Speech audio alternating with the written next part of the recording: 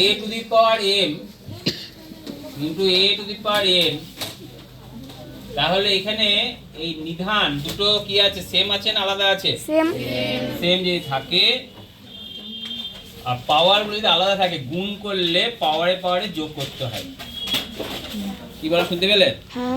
তাহলে a to the power m গুণিত a to the power n সমান a to the power m plus n। m plus n, ঠিক আছে? এখানে a এর মান শূন্য ছাড়া যে কোনো পূর্ণ সংখ্যা হতে পারে। শূন্য ছাড়া যে কোনো পূর্ণ সংখ্যা। শূন্য হওয়া যাবে না, কিন্তু মাথায় থাকে a এর মান কি হওয়া যাবে না? শূন্য হওয়া যাবে শূন্য না। হওয়া যাবে না, যে কোনো পূর্ণ সংখ্যা হলে কিন্তু হবে। আর m আর n হতে হবে, m এবং n কে হতে হবে ধনাত্মক পূর্ণ সংখ্যা। যদি হয় তবে এই সূত্র কাজে লাগবে, ঠিক আছে? ঠিক একইভাবে গুণ করলে যেমন পাওয়ারে পাওয়ারে যোগ করতে হয়, ঠিক ভাগ করলে পাওয়ারে পাওয়ারে তাহলে কি করব? বিয়োগ করব, m মাইনাস n। তাহলে গুণের ক্ষেত্রে পাওয়ারে পাওয়ারে কি বললাম? যোগ। যোগ। ভাগের ক্ষেত্রে পাওয়ারে পাওয়ারে বিয়োগ। এটা তখনই হবে যদি নিধান দুটো সমান হয়। যেমন অঙ্ক ধরো আছে 5 এর কিউব গুণিত 2 এর স্কয়ার, এ দুটো হবে, যোগ করা যাবে? যোগ করা যাবে না। কেন যাবে না? নিধান আলাদা। এবার আমি দিলাম 5 টু দি পাওয়ার 3 গুণিত 5 টু দি পাওয়ার 7, কত হয়? 5 টু দি পাওয়ার 3 প্লাস 7 সমান 5 টু দি পাওয়ার 10। এবার অঙ্ক হচ্ছে 5 টু দি পাওয়ার 7 ভাগ 5 এর স্কয়ার, কি করবে? কি করবে? বিয়োগ করবে। 5 to the power 7 minus 2 5 to the power 5। এদিকে এটা যদি বড় হয়, ভেরি গুড। যদি এটা বড় হয় 5 এর স্কয়ার ভাগ 5 টু দি পাওয়ার 5, তাহলে 5 টু দি পাওয়ার 2 মাইনাস 3, হয়েছে? 5 সরি 2 মাইনাস 5, অ্যান্সার কত হলো তাহলে? 5 to the power minus 3। Minus 3 তো? তাহলে এবারে একটা সূত্র আছে a to the power minus m মানে 1 by a to the power m, ঠিক আছে? মনে থাকবে 1 বাই কত হয়? a to the power m। তাহলে এটা 5 টু দি পাওয়ার মাইনাস 3 মানে কি লিখবে বলো?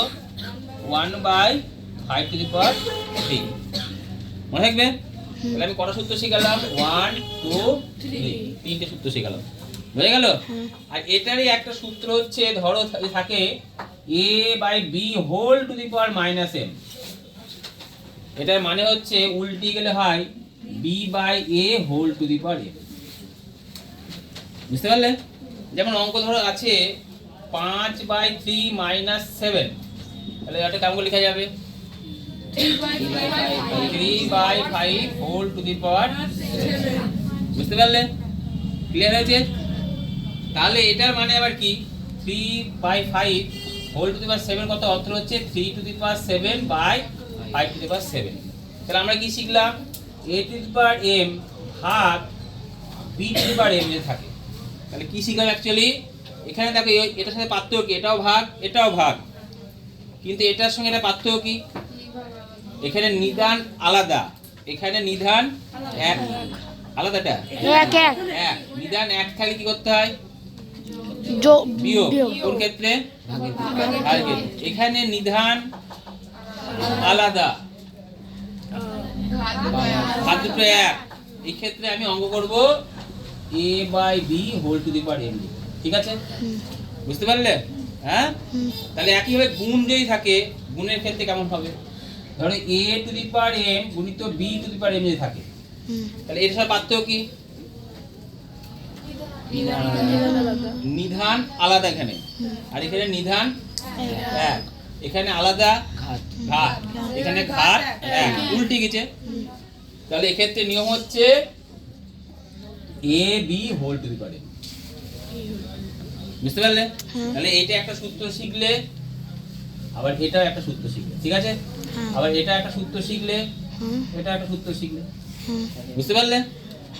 ধরো এই অঙ্কটা, ধরো এই ধরনের অঙ্ক থাকে, ধরো অঙ্ক আছে, এই অঙ্কটা আছে 5 এর কিউব গুণিত 2 এর কিউব, থাকতেই পারে, থাকতে পারে তো? তাহলে 5 এর কিউব 2 এর কিউব থাকে, 5 আর 2 দুটো কি আছে? নিধান আলাদা, কিন্তু কি এক? ঘাত একই। তাহলে কেমন করে লিখবে বলো? 5 2 হোল টু দি পাওয়ার 3 মানে 10 টু দি পাওয়ার 3। বুঝতে পেরেছো? ক্লিয়ার হয়েছে কথা? হ্যাঁ। এইটুকুই বুঝতে পারলে।